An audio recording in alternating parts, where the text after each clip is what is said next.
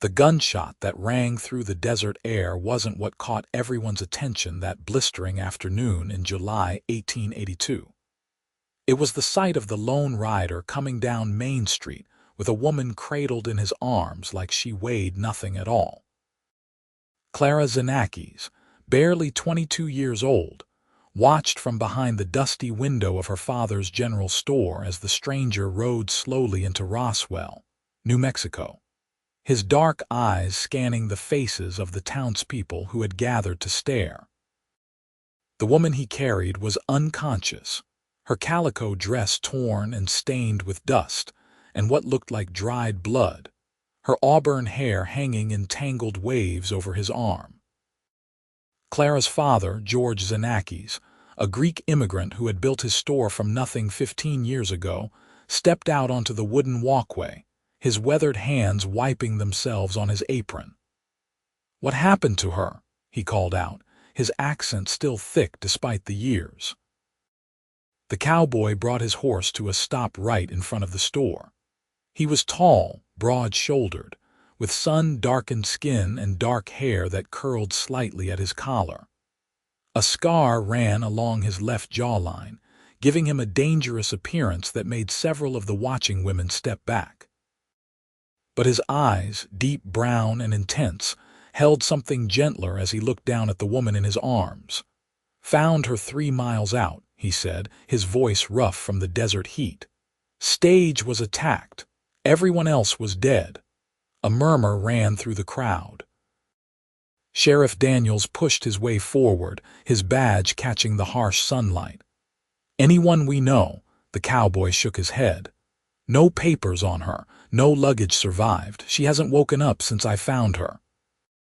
"Well, someone must know her," Sheriff Daniels said, looking around at the assembled townspeople.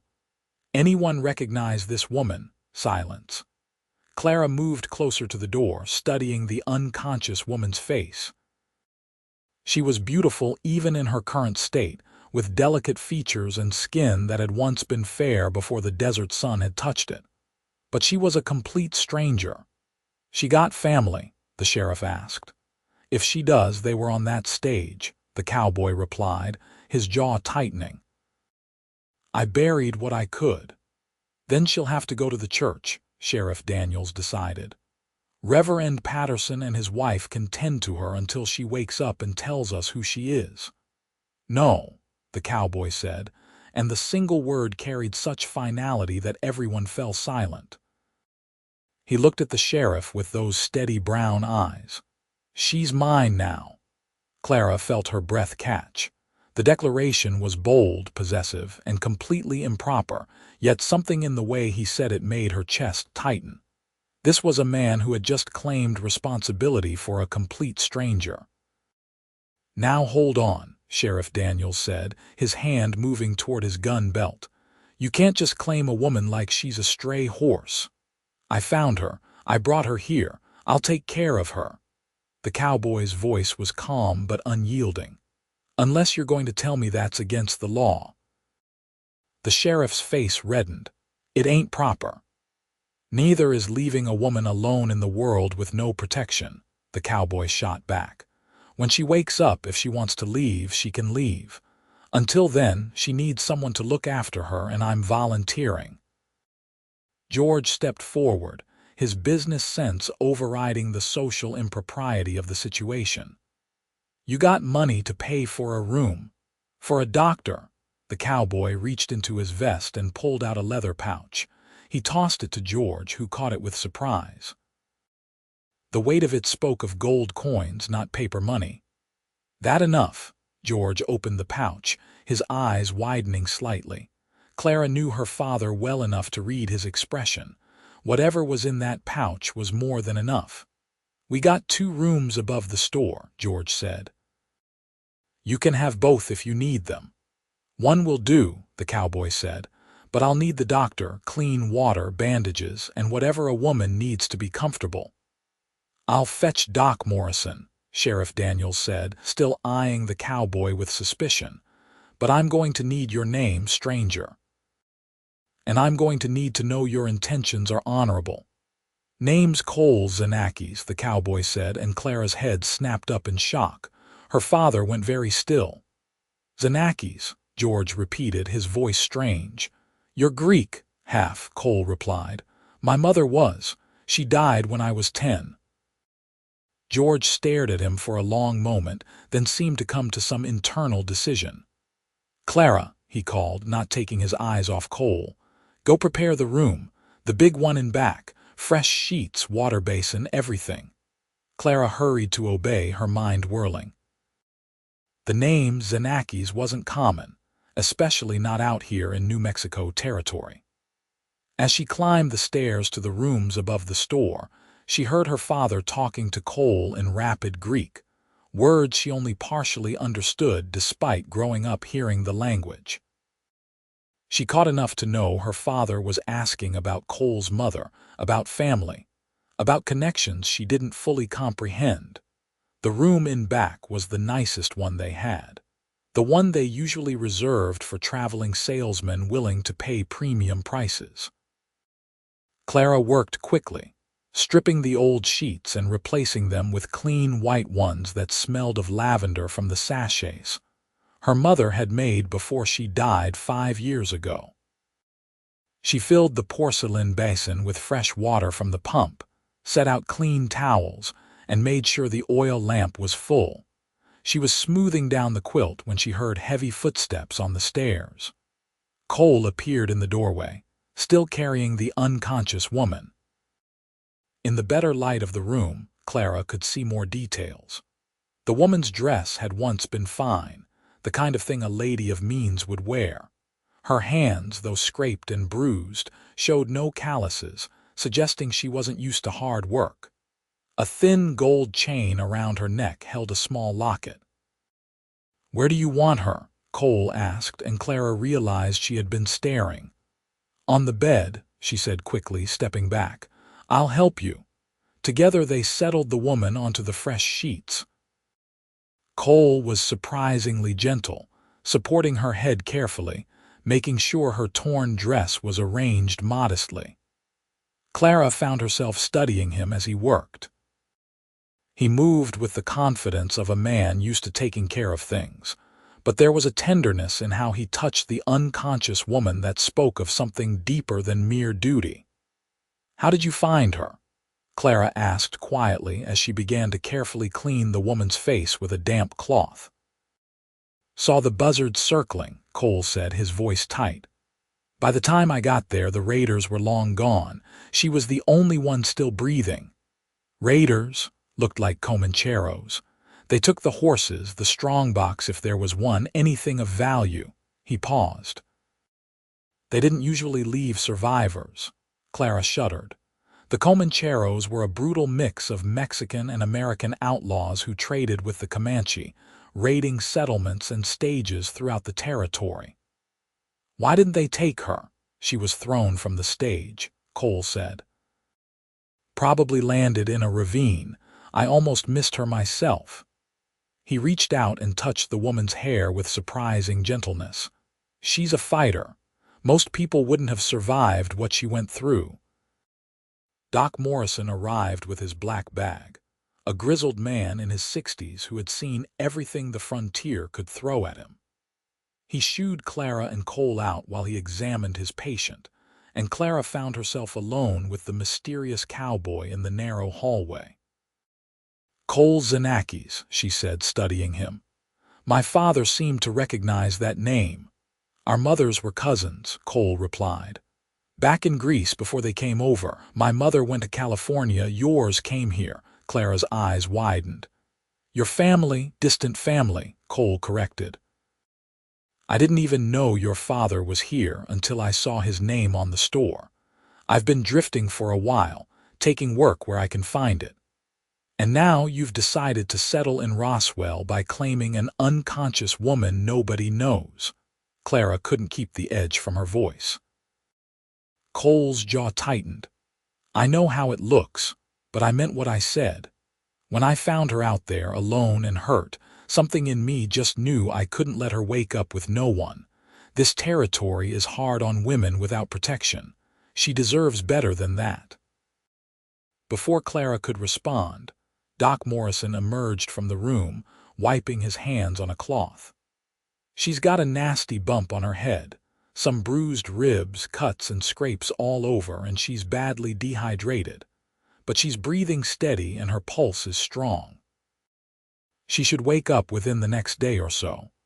"Will she be all right?" Cole asked, and the concern in his voice was unmistakable.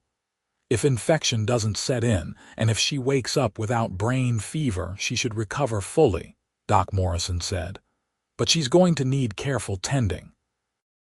Cool cloths for the fever, water when she can take it, and someone to watch over her."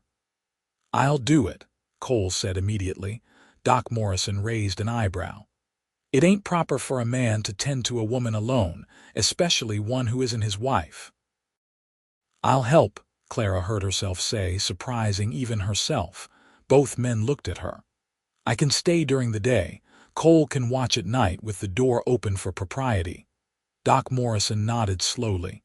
"That might work. I'll check on her twice a day until she's out of danger." He looked at Cole. "You're taking on a lot of responsibility for a stranger." "I know," Cole said simply. The doctor left, and George came upstairs with more supplies, a thoughtful expression on his weathered face. "I've made up a pallet in the storage room," he told Cole. "You can sleep there, stay close, but maintain respectability." "Thank you," Cole said, and Clara heard the genuine gratitude in his voice. That night, Clara lay in her own bed in the small house behind the store, unable to sleep. She kept thinking about the mysterious woman upstairs, and about Cole's declaration. "She's mine now." It was possessive and protective all at once, the kind of claim that should have made her uncomfortable, but instead sparked something she couldn't quite name. She also thought about the fact that Cole was, however distantly, family. Her father had been alone in this country except for Clara after her mother's death. The idea that there was other family, even distant, seemed to have affected him deeply. She had seen him clasping Cole's hand before they parted for the night, speaking in Greek, too rapid for her to follow. The next morning, Clara arrived at the store early to find Cole already sitting beside the unconscious woman's bed, a damp cloth in his hand as he carefully wiped her forehead. He looked exhausted, his eyes shadowed, but he straightened when Clara entered. "Has she stirred at all?" Clara asked, a few times. "She mumbles, but nothing clear." He stood, stretching his back. "I should let you take over." "Have you eaten?" He shook his head. "Wasn't hungry. Go downstairs." "My father will have breakfast ready. I'll watch her." Cole hesitated, his eyes going to the woman on the bed. Clara realized with a start that he was genuinely reluctant to leave her side. "She'll be fine," Clara said gently. "I'll call you if anything changes." Alone with the unconscious woman, Clara sat in the chair Cole had vacated and studied her mysterious patient. In the morning light streaming through the window, she could see more details.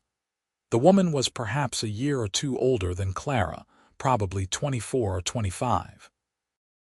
Her auburn hair, when clean, would be beautiful. Her features were refined, suggesting education and breeding. "Who are you?" Clara whispered. "And where were you going?" The woman's eyelids flickered and Clara leaned forward hopefully, but she didn't wake. Clara spent the morning tending to her, changing the cool cloths, dripping water onto her cracked lips, and talking to her softly.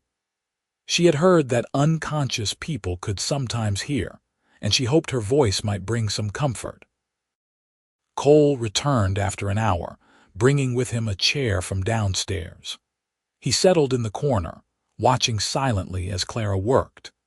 There was something both comforting and unnerving about his presence, the way he seemed to track the woman's every breath. "Tell me about your mother," Clara said, partly to break the silence and partly because she was genuinely curious. Cole was quiet for so long that Clara thought he might not answer. Then he began to speak, his voice low. "Her name was Theodora. She came from a small village outside Athens, traveled all the way to California with her family when she was 16. She met my father on the docks in San Francisco. He was a cattle rancher, needed hands, and her father hired on. 6 months later, they were married. Was she happy? I think so. The ranch was isolated and she missed her family, but my father loved her fiercely. He learned Greek for her, tried to make her feel at home. His expression darkened. He was killed in a border dispute when I was 8. Raiders burned the ranch. My mother and I escaped, but she never really recovered.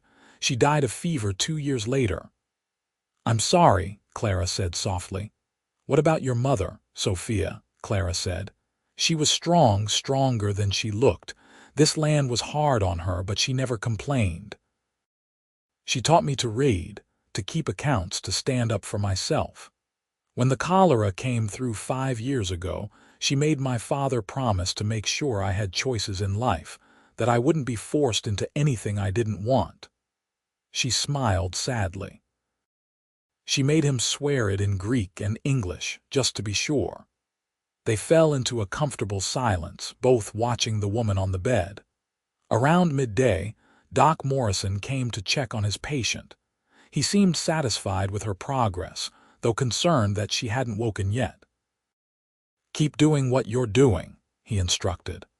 And someone should be here when she wakes. She's going to be confused and frightened. On the second day, Clara arrived at dawn to find Cole asleep in his chair, his hand resting on the bed near the woman's. He had dark circles under his eyes, and Clara realized he probably hadn't slept properly since arriving in town.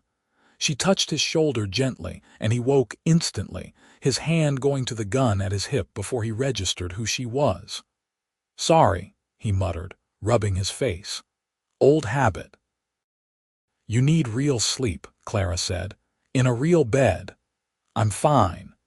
You're exhausted. Go to the storage room and sleep. I'll wake you if anything changes. This time he didn't argue, which told Clara just how tired he really was. After he left, she settled into her routine, caring for the mysterious woman who was slowly becoming less of a stranger and more of a presence in Clara's life. She had taken to talking to her about everything and nothing, about life in Roswell, about her father's store, about the dreams she had of maybe one day opening a school. It was late afternoon when the woman's eyes finally opened. Clara was in the middle of changing the water in the basin when she heard a soft gasp. She turned to find green eyes staring at her with confusion and fear. It's all right, Clara said quickly, moving to the bedside but being careful not to crowd her. You're safe. You're in Roswell, New Mexico. Do you remember what happened? The woman's eyes darted around the room, taking in her surroundings. Her hand went to her head, touching the bandage there, and she winced. The stage, she whispered, her voice hoarse. There were men, shooting. The horses bolted and we overturned. Her eyes widened. The others, Mrs. Henderson, the driver, are they? I'm sorry, Clara said gently. A man found you 3 miles out. Everyone else was gone. The woman's face crumpled and tears began to slide down her cheeks. Clara sat on the edge of the bed and took her hand, letting her cry. When the tears finally subsided, the woman looked at Clara with reddened eyes. How long have I been here? 2 days. You've been unconscious. Clara squeezed her hand. What's your name? Penelope, she said. Penelope Foster. I was traveling from St. Louis to meet my aunt in Santa Fe. She's a widow, asked me to come help her run her boarding house. Her voice broke. She'll think I'm dead. We can send a telegram, Clara assured her. Let her know you're all right, but you need to rest and recover first. Penelope's eyes focused on Clara. Who are you? Clara Xenakis. My father owns the general store. You're in one of our rooms. I don't have any money, Penelope said, distress clear in her voice. Everything was in my trunk and it's gone now. Don't worry about that, Clara said. Someone else is covering your expenses. Who? Before Clara could answer, she heard Cole's footsteps on the stairs. He must have heard the voices. He appeared in the doorway, his hair mussed from sleep, and stopped short when he saw Penelope awake and sitting up. For a long moment, they just stared at each other. Clara watched as something passed between them, some wordless communication she couldn't decipher. Cole's expression softened in a way she had never seen, and Penelope's hand went to her throat in a gesture that was both defensive and wondering. "You found me," Penelope said, and it wasn't a question. "Yes," Cole replied, stepping into the room, 3 miles out in a ravine. "I remember falling. I remember thinking I was going to die." Her eyes filled with tears again. "You saved my life." "I just brought you to town," Cole said. But there was something in his voice that suggested it had been more than that finding her had meant something to him too. Clara stood, feeling suddenly like an intruder in a moment that belonged to the two of them. "I should tell my father she's awake," she said, "and fetch Doc Morrison." She slipped out, leaving them alone. As she descended the stairs, she heard Cole's low voice and Penelope's softer responses, the sounds of two people discovering each other. George was delighted to hear that Penelope had woken. He immediately began preparing a tray of broth and bread, insisting that the poor girl must be starving. Doc Morrison was equally pleased when Clara fetched him, and he hurried over to examine his patient. Clara stayed downstairs, helping her father in the store, but her mind was upstairs. She told herself it was concern for Penelope, which was partly true. But she also couldn't stop thinking about the way Cole had looked at the other woman, like she was something precious and fragile and worth protecting. Doc Morrison came down an hour later with a satisfied expression. "She's doing remarkably well, all things considered. She should stay in bed for another few days, take things easy for a week or two after that, but she's going to be fine." "That's wonderful news," George said. "Will she be able to travel to Santa Fe when she's recovered?" "Physically, yes, though I'd recommend waiting at least 2 weeks." Doc Morrison paused, "Though I'm not sure that's what's going to happen." "What do you mean?" Clara asked. The doctor gave her a knowing look. "I mean I've been practicing medicine for 30 years, and I know what I see when two people look at each other the way those two were looking at each other. Unless I miss my guess, Miss Foster isn't going to be leaving Roswell anytime soon." Clara felt something twist in her chest, an emotion she refused to examine too closely. Of course, Penelope and Cole were drawn to each other. He had saved her life, claimed her as his responsibility. It was natural, expected even, and yet the thought of it made her feel hollow. Over the next few days, Clara watched as Cole and Penelope grew closer. She spent her days helping tend to Penelope, bringing her meals, changing her bandages, and keeping her company. Cole was there almost constantly, sitting in his chair in the corner, watching over her like a guardian. Penelope proved to be good company. She was educated, having attended a female seminary in St. Louis, and she had a quick wit that made Clara laugh. She told stories of her life back east, of her parents who had died in a fire 2 years ago, of her decision to start fresh with her aunt in Santa Fe. "I wanted adventure," Penelope said with a rueful smile as Clara helped her sit up to eat her lunch on the 4th day. "I got more than I bargained for." "You still want to go to Santa Fe?" Clara asked, though she thought she already knew the answer.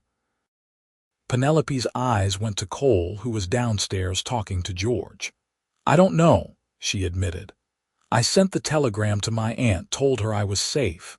She wrote back saying to take my time recovering, that the position would be waiting for me whenever I was ready." She paused. "But I'm starting to think maybe Santa Fe isn't where I'm meant to be." "Because of Cole," Penelope blushed, a pretty pink coloring her cheeks. "Is it that obvious?" "Only to anyone with eyes," Clara said, managing a smile despite the strange ache in her chest. "He's unlike anyone I've ever met," Penelope said softly. Back in St. Louis, All the men were so concerned with propriety and position. Cole doesn't care about any of that. He just cares about doing what's right. When I woke up and saw him, I felt safe for the first time since the attack." She looked at Clara. "Does that sound foolish?" "No," Clara said honestly. "It sounds like you're falling in love." Penelope's blush deepened. "We barely know each other." "Sometimes that's how it happens," Clara said, thinking of her own parents, of the stories her mother had told about meeting her father and knowing within days that he was the one. By the end of the first week, Penelope was well enough to sit up in a chair by the window, though she still tired easily. Clara had brought up some of her own dresses for Penelope to wear, as the calico dress she had arrived in was beyond repair. They were a reasonable fit, though Penelope was slightly taller than Clara. It was during these quiet afternoons by the window that Clara really got to know Penelope. They talked about everything, books and dreams and fears and hopes. Penelope confessed that she had felt suffocated in St. Louis, trapped by societal expectations and the memory of her parents everywhere she looked. "Coming west was supposed to be my fresh start," Penelope said, watching the activity on Main Street below. "A chance to be someone new, someone braver than I was back east." "You are brave," Clara said. "You survived something that would have killed most people." "Only because Cole found me." Penelope's voice was soft. "He told me yesterday that he almost rode past that ravine. Something made him look down, some instinct he couldn't explain. He said it felt like fate." Clara absorbed this, turning it over in her mind. She had never really believed in fate before, but there was something about Cole finding Penelope in the vast desert, about them both being in this exact place at this exact time, that seemed almost destined. Cole himself was changing too. The hard edges Clara had noticed when he first rode into town were softening. He smiled more, especially when Penelope was around. He had taken a job at the livery stable, working with horses, which gave him something to do during the days and money to continue paying for the room and Penelope's care. George approved of the match, Clara could tell. He had long conversations with Cole in Greek, conversations that seemed to ease something in both men. Cole had been alone for so long, drifting from place to place with no real home. The idea of family, even distant family, seemed to anchor him. One evening, as Clara was preparing to go home for the night, she found Cole and Penelope sitting together by the window, their heads close together as they talked in low voices. The lamp light cast a warm glow over them, and Clara's breath caught at the picture they made. They looked right together, she realized, like two pieces that had been wandering separately and had finally found their match. Cole looked up as Clara approached. "Thank you," he said simply, "for everything you've done for Penelope, for us." "It's been my pleasure," Clara said, and meant it. Penelope had become a true friend in the short time she had been in Roswell, and seeing her happy made Clara happy, even if there was a small, selfish part of her that wondered what it would be like to have someone look at her the way Cole looked at Penelope. By the second week, Penelope was well enough to come downstairs for short periods. The townspeople of Roswell, who had been curious about the mysterious woman Cole had brought to town, began to stop by the store to meet her. Penelope charmed them all with her Eastern manners and genuine warmth. Sheriff Daniels came by to take her statement about the attack. Penelope recounted what she remembered, though it wasn't much.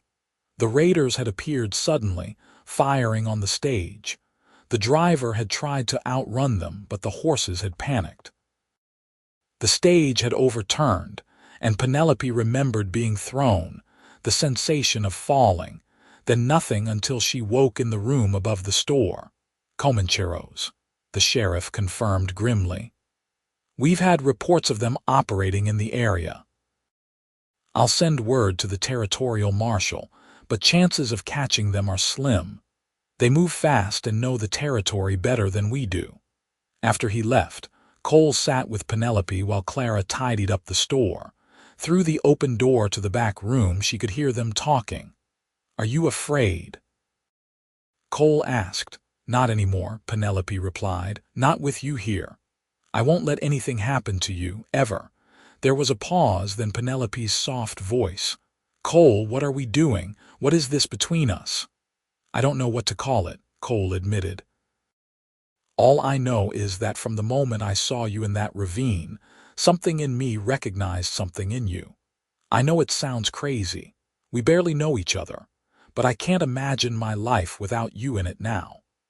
Clara's hand stilled on the ledger she had been writing in. She knew she shouldn't be listening, but she couldn't seem to make herself move. "I feel it too," Penelope said.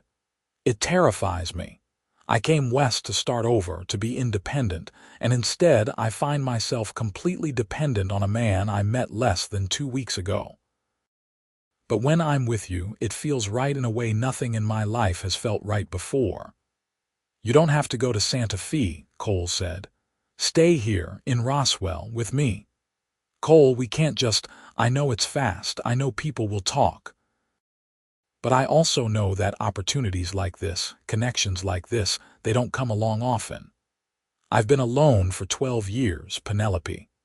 Moving from place to place, never putting down roots, never letting anyone close. And then I found you, and suddenly I can see a different kind of life. A better life." Clara heard movement, the sound of a chair scraping. When she risked a glance through the doorway, she saw Cole kneeling beside Penelope's chair, holding her hands in his. "I'm not a rich man," Cole said. "I don't have much to offer except hard work and a promise that I will spend every day trying to make you happy. But if you'll have me, if you'll take a chance on us, I swear I'll be the best husband I know how to be." Clara's heart hammered in her chest. This was a proposal, raw and honest and completely improper by society's standards. They had known each other barely 2 weeks. Penelope should say no, should insist on more time, on propriety. But when Penelope spoke, her voice was steady and sure. "Yes. Yes." Cole repeated as if he couldn't believe what he was hearing. "Yes, I'll marry you. Yes, I'll stay in Roswell. Yes to all of it." Penelope's voice broke with emotion. "You saved my life, Cole, not just from that ravine, but from a future that felt empty and lonely. When I'm with you, I feel alive in a way I never have before. So yes, absolutely yes." Clara quietly left through the front door, not wanting to intrude on their moment any further. Outside, the night air was cool, a relief from the heat of the day. She stood on the wooden walkway, looking up at the stars scattered across the desert sky, and let herself feel the complex tangle of emotions in her chest. She was happy for them, genuinely happy. Penelope deserved joy after what she had been through, and Cole deserved to find the home and family he had been searching for. But there was also a loneliness in Clara that she hadn't acknowledged before, a yearning for something she couldn't quite name. Her father found her there 10 minutes later. "They're engaged," he said, and it wasn't a question. "You heard." "The whole store probably heard," George said with a smile. "Young love doesn't know how to be quiet." He put his arm around Clara's shoulders. "You've been a good friend to them both." "They're good people," Clara said. "They deserve to be happy." "Everyone deserves to be happy," George said gently. "Even you, daughter." Clara leaned into her father's embrace, taking comfort in his steady presence. "I am happy. Are you?" He studied her face in the lamplight spilling from the store windows. "Because I see a young woman who has spent so much time helping others that she's forgotten to help herself." "I don't know what you mean." "I mean that you are 22 years old, and you spend all your time in this store. Your mother made me promise you would have choices, and I've kept that promise. But choices mean nothing if you never choose." He paused. "There are good men in this town who would court you if you gave them the slightest encouragement. I'm not interested in any of them, Clara said. Then maybe it's time to be interested in something. Travel, education, a business of your own. Whatever you want, Clara, I'll support you. But please want something. His words stayed with her that night and through the following days. Clara had always been content with her life, or so she had thought. But watching Cole and Penelope plan their future together made her realize that contentment wasn't the same as happiness. She had been existing, not living. The wedding was planned for 3 weeks after Penelope had woken up, enough time for her to fully recover and for the banns to be read. The whole town was invited, as was customary. Reverend Patterson was delighted to perform the ceremony, especially after Penelope and Cole agreed to attend church services regularly after the wedding. Clara helped Penelope prepare, taking her to meet the other women in town, helping her choose fabric for a wedding dress. Penelope insisted on keeping things simple, which suited both her circumstances and the practical nature of frontier life. "I want you to be my maid of honor," Penelope said one afternoon as they were pinning the pattern for her dress. "You've become such a dear friend, Clara. I can't imagine standing up there without you beside me."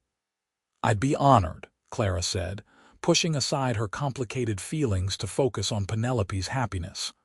Cole asked George to stand up with him, a gesture that moved the older man deeply. "It's fitting," George said. "Family should stand with family, even when that family is new." The days leading up to the wedding were busy ones. Cole found a small house on the edge of town that he could afford to rent, with the option to buy once he had saved enough. It wasn't much, just 3 rooms and a kitchen, but Penelope loved it. She and Clara spent hours cleaning it, making curtains, turning the bare structure into a home. "I never thought I'd be this happy," Penelope confessed as they hung the last curtain. "A month ago I was on a stage heading to an uncertain future. Now I have Cole, I have you as a friend, I have a home. It feels like a dream." "It's not a dream," Clara assured her. "It's your life. You've earned this happiness." The wedding day dawned clear and beautiful, the September heat less oppressive than it had been in July. The church was decorated with wildflowers that Clara and some of the other women had gathered from the desert. Penelope's dress was simple but elegant, made of white cotton with delicate lace at the collar and cuffs that had been a gift from George. Clara stood beside Penelope as she married Cole, watching as they exchanged vows that they had written themselves. Cole promised to honor and protect Penelope for all of his days, to build a life with her that was worthy of the second chance they had both been given. Penelope promised to stand beside Cole through whatever the frontier threw at them, to build a home filled with love and laughter. When Reverend Patterson pronounced them husband and wife, Cole kissed Penelope with such tenderness that Clara felt tears spring to her eyes. This was what love looked like, she thought. This bone-deep certainty that you had found the person you were meant to walk through life with. The reception was held in the church hall, with food donated by various townspeople and music provided by Old Pete, who played a surprisingly good fiddle. Clara danced with several of the local men, smiled and laughed and played her part as the happy friend of the bride. But all the while, she felt that hollow ache in her chest, that sense of being left behind while everyone else moved forward. It was late in the evening when Cole found her standing outside, getting some air. The sounds of the celebration drifted through the open windows behind them. "Thank you," Cole said, coming to stand beside her, "for everything you've done for us. We wouldn't be here without you." "You would have found your way," Clara said. "You and Penelope were meant to be together. Anyone could see that." "Maybe," Cole allowed, "but you made it easier. You gave Penelope a friend when she needed one most.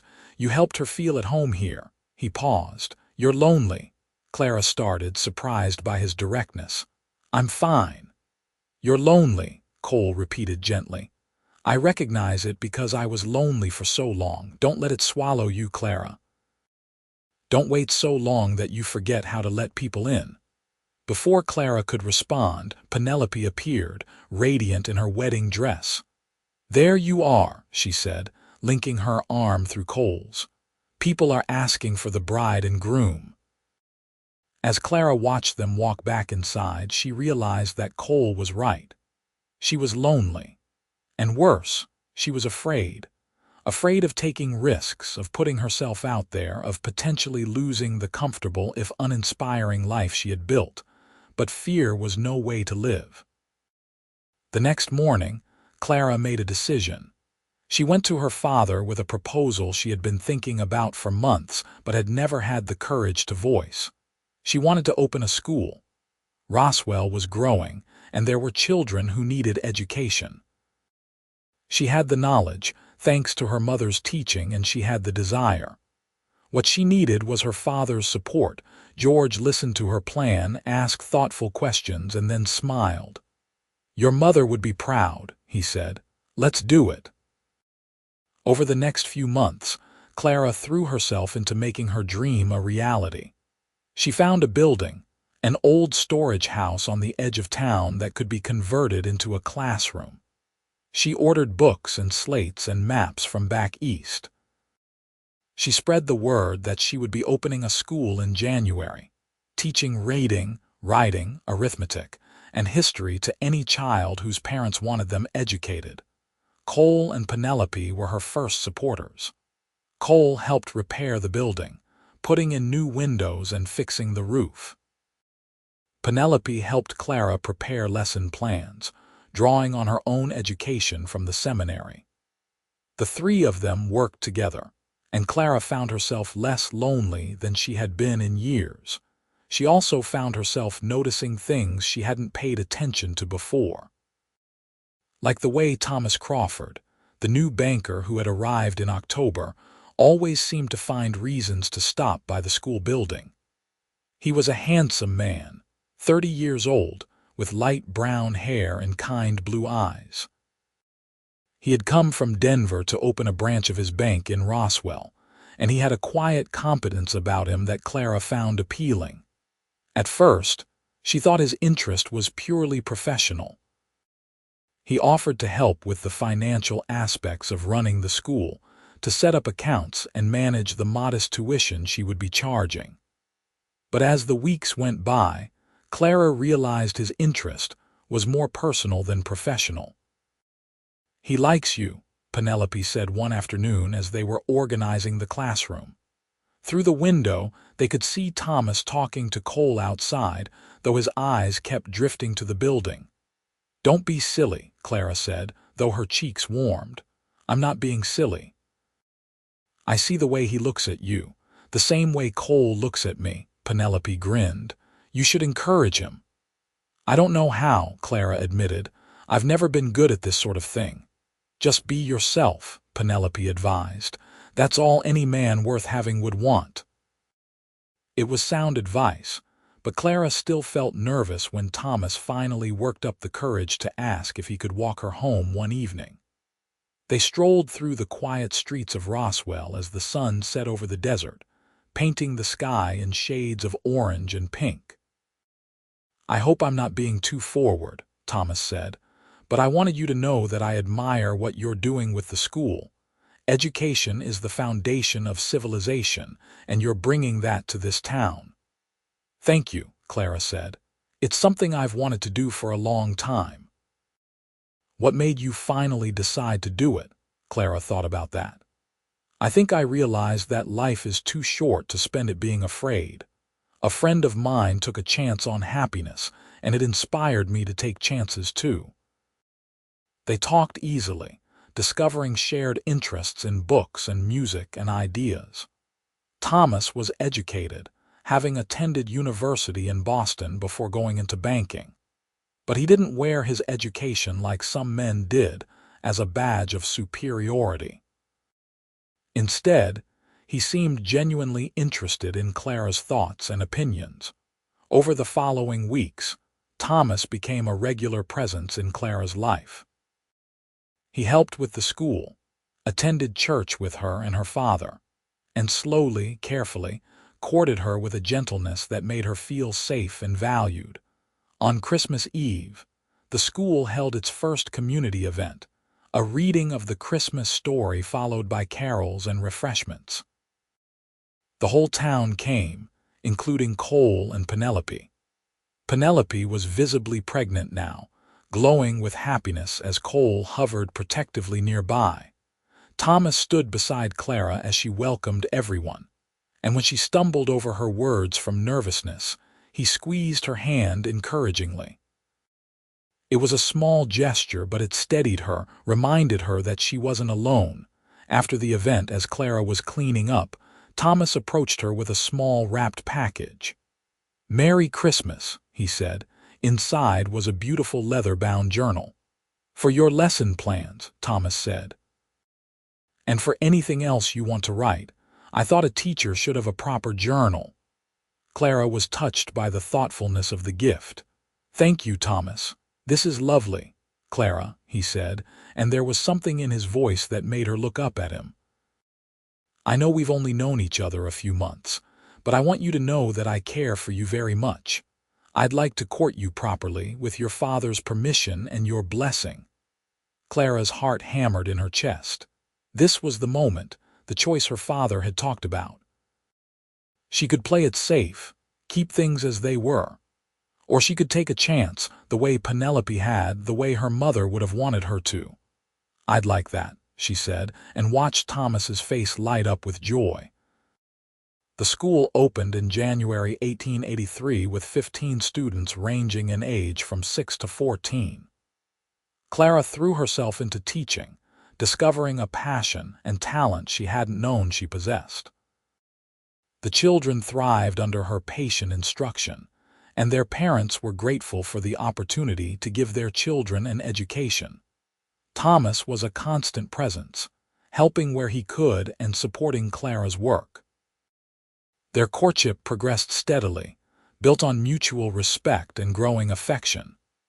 By spring, everyone in Roswell expected an engagement announcement. Penelope gave birth to a healthy baby boy in March, whom she and Cole named Theodore, after Cole's mother. Clara was there for the birth, holding Penelope's hand through the long labor and crying with joy when the baby finally arrived, squalling and perfect. Watching Cole with his son, the wonder and fear and fierce love on his face, Clara felt something shift inside her. She wanted this, she realized. Not just the teaching, not just the respect of the community, but the full life. The partner, the children, the messy, beautiful chaos of building a family. That evening, when Thomas walked her home from the schoolhouse, Clara took his hand. He looked at her in surprise, and she smiled. "I've been thinking," she said, "about the future, about what I want." "And what do you want?" Thomas asked gently. "I want what Penelope has, what my parents had, a partnership, a life shared with someone I trust and care for." She paused. "I want that with you, Thomas." Thomas stopped walking, turning to face her fully. In the fading light, his eyes were bright with emotion. "Clara Xenakis, I love you. I think I've loved you since the first time I saw you, standing in that old storage building and talking about your dream of teaching children. Will you marry me?" It wasn't the most romantic proposal, standing in the dusty street with the sounds of the town around them, but it was honest and real, and Clara didn't hesitate. "Yes," she said. "Yes, I'll marry you." Thomas kissed her then, sweet and gentle, and Clara felt the last of her fears melt away. This was right. This was her choice, her chance at happiness. They were married in June, a year almost to the day after Cole had ridden into town carrying Penelope. Penelope stood as Clara's matron of honor, baby Theodore sleeping peacefully in Cole's arms during the ceremony.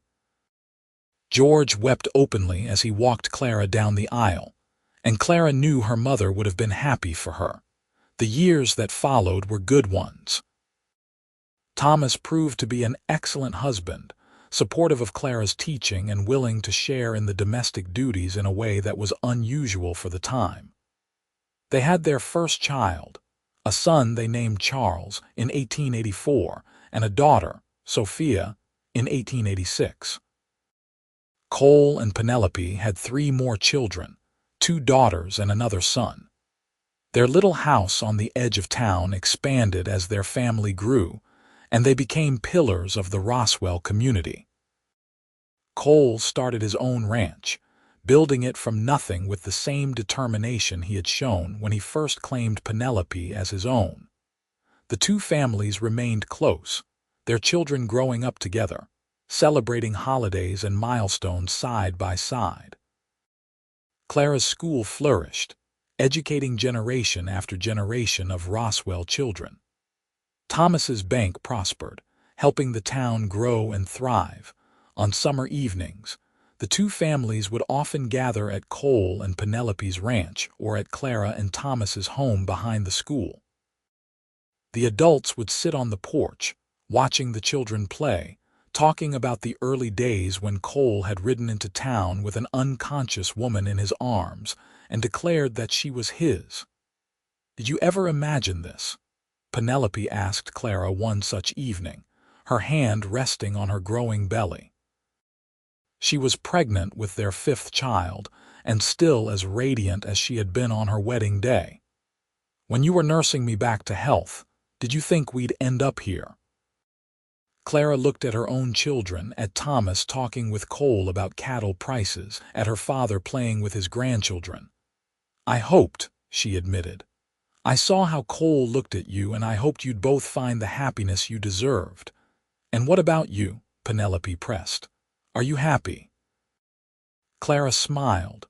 "I'm more than happy. I'm grateful. You and Cole coming to Roswell changed everything for me. Watching you take chances made me brave enough to take my own chances. I'll always be thankful for that."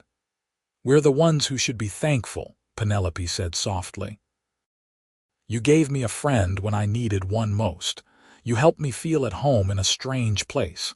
You stood beside me when I married a man everyone thought I was crazy to marry so quickly." "You weren't crazy," Clara said. "You were in love. There's a difference." As the sun set over the New Mexico desert, painting the sky in brilliant colors, Clara reflected on the journey that had brought them all to this moment. It had started with a gunshot and a lone rider carrying a wounded woman. It had continued through fear and uncertainty and the tentative first steps of new love. And it had led to this: 2 families, intertwined by blood and choice, building lives of meaning and purpose in the harsh but beautiful frontier. Cole caught Clara's eye and raised his glass in a silent toast. Clara raised hers in return, acknowledging the debt they all owed to that moment when he had ridden into Roswell and made his declaration. "She's mine now." 3 words that had changed everything. The years continued to pass, marked by the milestones of frontier life. Harsh winters and scorching summers, droughts and floods, births and deaths. Clara's school grew, eventually requiring a second teacher. Thomas opened 2 more bank branches in neighboring towns. Cole's ranch became one of the most successful in the territory, and his horses were sought after throughout New Mexico. In 1890, when Penelope's oldest, Theodore, was 7 years old, he started attending Clara's school. It felt right, somehow, that Clara would be the one to educate the children of the woman she had nursed back to health all those years ago. Theodore was bright and curious, with his father's steady nature and his mother's quick mind. George Xenakis passed away peacefully in his sleep in 1892, at the age of 68. He had lived to see both his daughter and his distant cousin settled and happy, surrounded by children and grandchildren. His funeral was well attended, a testament to the respect he had earned in the community. In his will, he left the store to Clara and Thomas, knowing they would keep it running as he had. The loss of her father hit Clara hard, but she found comfort in her family and in the work that filled her days. Teaching became not just a job but a calling, a way to honor her mother's memory and her father's support of her dreams. In 1898, as the new century approached, Clara stood in front of her classroom and looked at the students before her. Some were the children of people she had taught years ago, the second generation to benefit from the school she had built. Among them were Penelope's youngest daughter, Emma, and Clara's own son Charles, now 14 and already talking about becoming a lawyer. After class, as Clara was erasing the chalkboard, Penelope arrived to collect Emma. At 42, Penelope was still beautiful, though her auburn hair now held threads of silver and laugh lines creased the corners of her eyes. "You have a moment?" Penelope asked, and something in her voice made Clara set down the chalk and give her friend her full attention. "What's wrong?" "Nothing's wrong," Penelope assured her.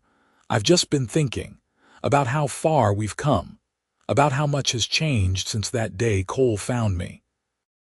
"We've been blessed," Clara agreed. "More than blessed," Penelope said. "Cole and I were talking last night about how none of this would have happened if things had gone differently, if he had ridden past that ravine, if you hadn't been so kind to me, if your father hadn't opened his home and his heart to us. Everything happens for a reason," Clara said, echoing words her mother used to say. "I believe that," Penelope said. "I believe Cole and I were meant to find each other, even in the most unlikely circumstances. I believe you and Thomas were meant to build this life together. I believe our children are meant to grow up as family, not just friends." She paused. "And I believe that when Cole said she's mine now, he wasn't just claiming me. He was claiming a future for all of us." Clara felt tears prick her eyes. "You're getting sentimental in your old age." "Maybe," Penelope laughed. "Or maybe I'm just grateful. Grateful for every day I've had with Cole, every child we've brought into the world, every friend who has stood beside us. Grateful for you, Clara." The two women embraced, years of shared history and deep affection in that simple gesture. When they pulled apart, both were wiping away tears. "Our children are going to think we've lost our minds," Clara said. "Let them," Penelope replied. "When they're our age, they'll understand." As Penelope left with Emma, Clara stood in her empty classroom and thought about the chain of events that had led to this moment. A stage attack, a lone cowboy who couldn't ride past someone in need, a declaration that had scandalized the town, a love that had grown from the most unlikely circumstances. She thought about her own journey, from the lonely girl working in her father's store to the woman she had become. Wife, mother, teacher, friend, each role precious, each one hard-won. That evening, as she sat on her porch with Thomas, watching their children play in the yard, Clara felt a deep contentment settle over her. This was what happiness looked like, she thought. Not a single moment of perfection, but a lifetime of small moments stitched together with love and choice and courage. "What are you thinking about?" Thomas asked, taking her hand. "About how lucky we are," Clara said. "About how one person's courage can change so many lives." Thomas nodded, understanding without needing further explanation. He had heard the story many times, of how Cole had ridden into town with Penelope in his arms, of how he had claimed her when no one else would. It had become part of Roswell's history, a tale told and retold, a reminder that love could bloom even in the harshest desert. In 1902, Theodore Xenakis married Sarah Mitchell, the daughter of the town's blacksmith, in a ceremony that brought together everyone who had been touched by the story of how his parents met. Cole and Penelope beamed with pride as they watched their eldest son begin his own journey, and Clara saw in Theodore's eyes the same determination his father had shown all those years ago. Life in Roswell continued its steady rhythm. The town grew, the territory changed, and in 1912, New Mexico finally achieved statehood. Clara stood with Penelope and thousands of others in Santa Fe, watching as the flag was raised, feeling the weight of history and the promise of the future. They were no longer young women, no longer the frightened girl in a ravine or the lonely daughter of a shopkeeper. They were matriarchs now, pillars of their community, with children and grandchildren carrying on their legacies. Cole, now in his mid-50s, had aged into a distinguished man, his dark hair silver at the temples, his face weathered by years of honest work. But when he looked at Penelope, his eyes still held the same fierce love they had held when he first declared her his. Thomas had aged too, but gracefully, his gentle nature deepening with the years. He had been an anchor for Clara, supporting her through the challenges of raising children and running a school, always believing in her even when she doubted herself. As the years continued to pass, Clara and Penelope made a pact to record their stories for future generations. They spent long afternoons writing down the details of their lives, wanting their grandchildren and great-grandchildren to understand where they had come from and what they had overcome. "Start with the day Cole found you," Clara suggested as they sat with their journals one afternoon in 1915. Penelope smiled, her pen poised over the paper. "The day my life truly began," she said. "Everything before that feels like a dream. Everything after has been real and vibrant and more than I ever imagined possible." She wrote for a while, then looked up at Clara. "What will you write about?" "I think I'll write about the day I decided to stop being afraid," Clara said. "The day I chose to build something of my own, instead of just existing in the life I had inherited." They wrote until the sun began to set, two old friends recording the extraordinary love stories that had grown from the most ordinary of frontier moments. When they were done, they read their words to each other, laughing and crying over memories that still had the power to move them. Cole and Penelope celebrated their 33rd wedding anniversary in 1915, surrounded by their children and grandchildren. The original little house on the edge of town had long since been replaced by a sprawling ranch house, built to accommodate their growing family. Clara and Thomas were there, of course, along with their own children and grandchildren. As Cole raised his glass to toast his wife, he caught Clara's eye and winked. She knew what he was thinking. They had all been so young, so uncertain, so brave in ways they hadn't even realized at the time, and they had built something lasting from those uncertain beginnings. "To Penelope," Cole said, his voice still strong despite his years. "The woman I claimed as mine 33 years ago and who has claimed my heart every day since." Penelope stood and took his hand, her eyes bright with unshed tears. "And to Clara," she added, "the friend who stood beside me from the very beginning and who has never wavered in that friendship.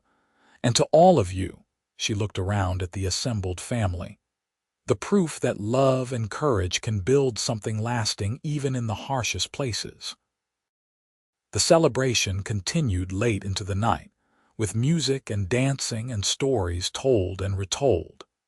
Clara watched her grandchildren playing with Penelope's grandchildren, the newest generation of a family built on chance and choice and unwavering love.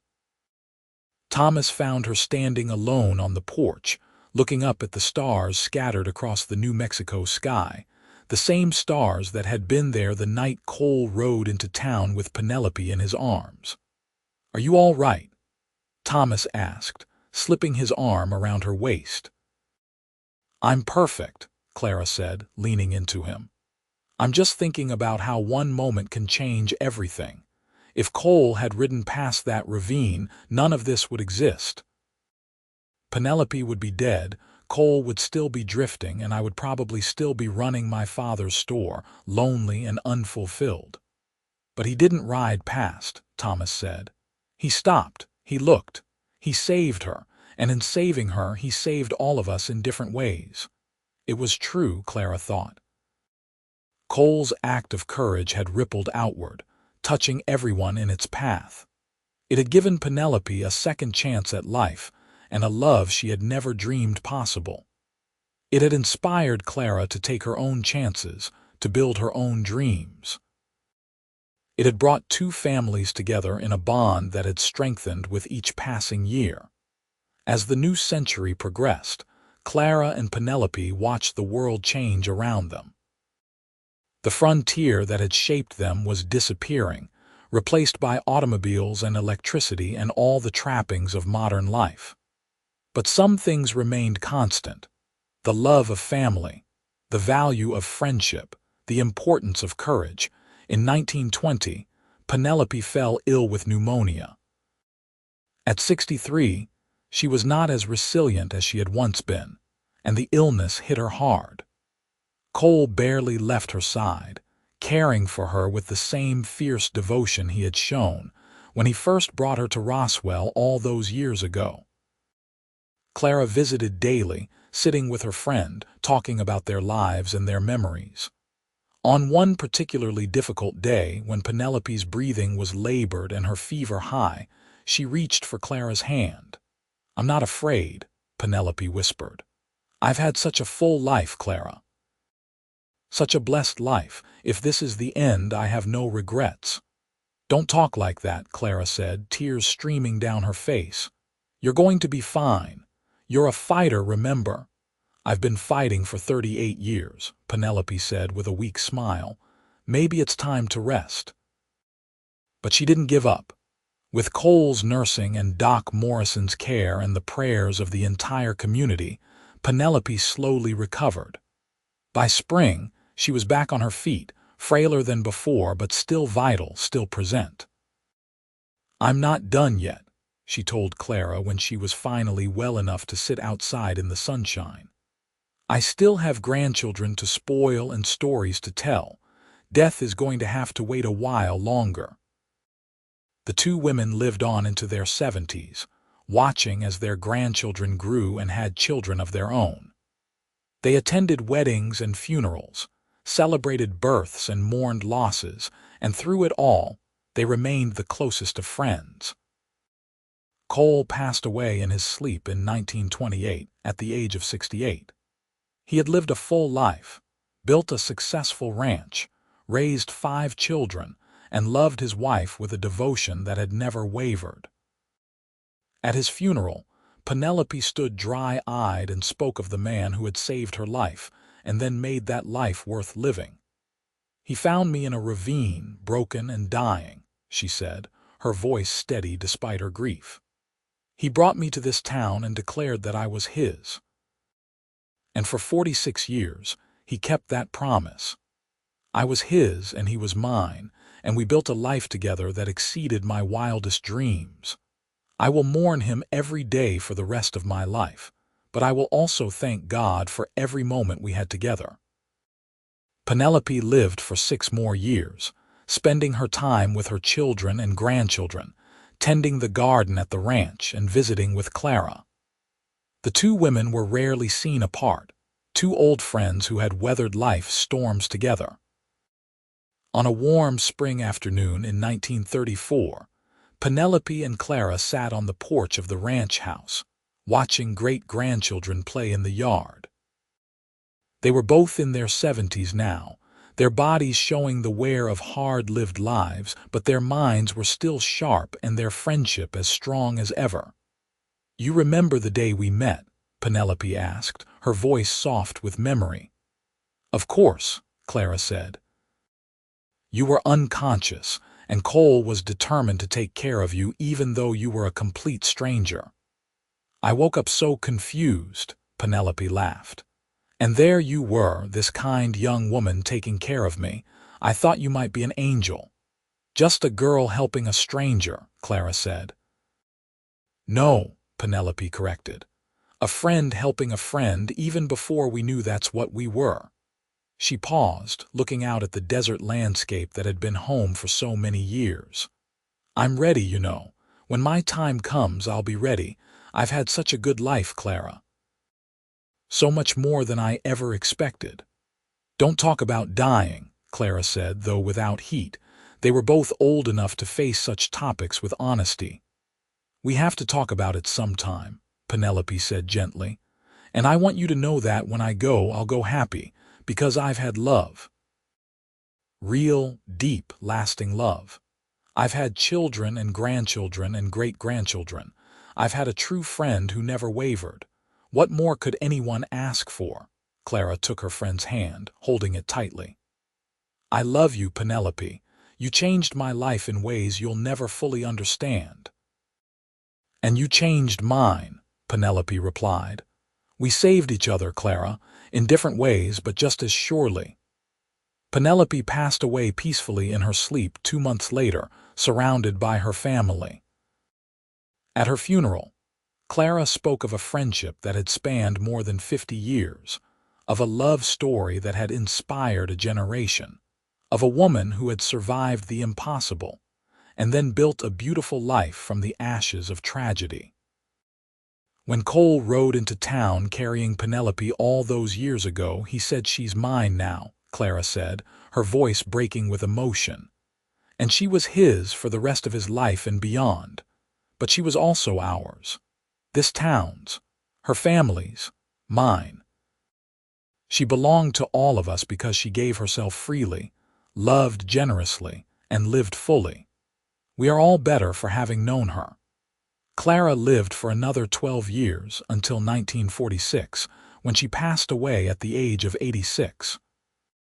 In her final years, she was cared for by her children and grandchildren, surrounded by the love she had helped create.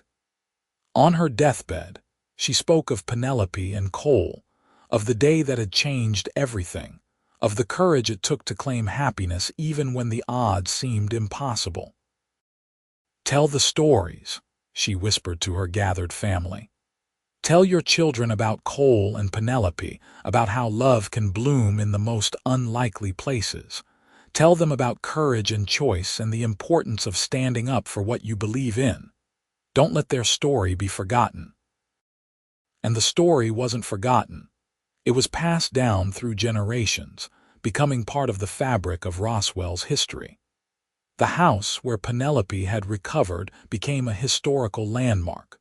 The school Clara had founded continued to educate children well into the 20th century. The ranch Cole had built remained in the family, worked by his descendants. The story of the cowboy who rode into town carrying a woman no one claimed, who declared, "She's mine now," and then spent the rest of his life proving that declaration with love and devotion, became a legend. It was a story about courage and love, about second chances and new beginnings, about how one moment of choice can ripple outward and change countless lives. In the end, it was a story about the Wild West, not just as a place of violence and hardship, though it was certainly that, but as a place where people could reinvent themselves, where love could bloom in the desert, where a man and woman from different worlds could find each other and build something lasting. It was a story about family, not just the family you're born into, but the family you choose, the bonds you forge through shared experience and mutual support. Clara and Penelope had been friends, but they had also been sisters in all but blood, their lives intertwined in ways that enriched them both. And ultimately, it was a story about love. The fierce, protective love of a man who couldn't ride past someone in need. The gentle, growing love between two people who found each other in the most unlikely circumstances. The deep friendship love between two women who stood beside each other through decades of life's joys and sorrows. The familial love that spread across generations, creating a legacy that lasted long after the original players were gone. Years later, when the great-great-grandchildren of Cole and Penelope, of Clara and Thomas, gathered for family reunions, they would ask to hear the story again. And someone would tell it, the details burnished by time but the essence unchanged, A cowboy rode into town carrying a woman no one claimed. He said, "She's mine now." And from that moment, everything changed, not just for Cole and Penelope, but for everyone touched by their story. It was a reminder that love is always worth fighting for, that courage comes in many forms, and that sometimes the most beautiful things in life come from the most unexpected places. The story lived on, a testament to the power of love and the enduring strength of the human spirit, a legacy that proved that even in the harsh and unforgiving wilderness of the Old West, beauty and tenderness could not only survive but thrive.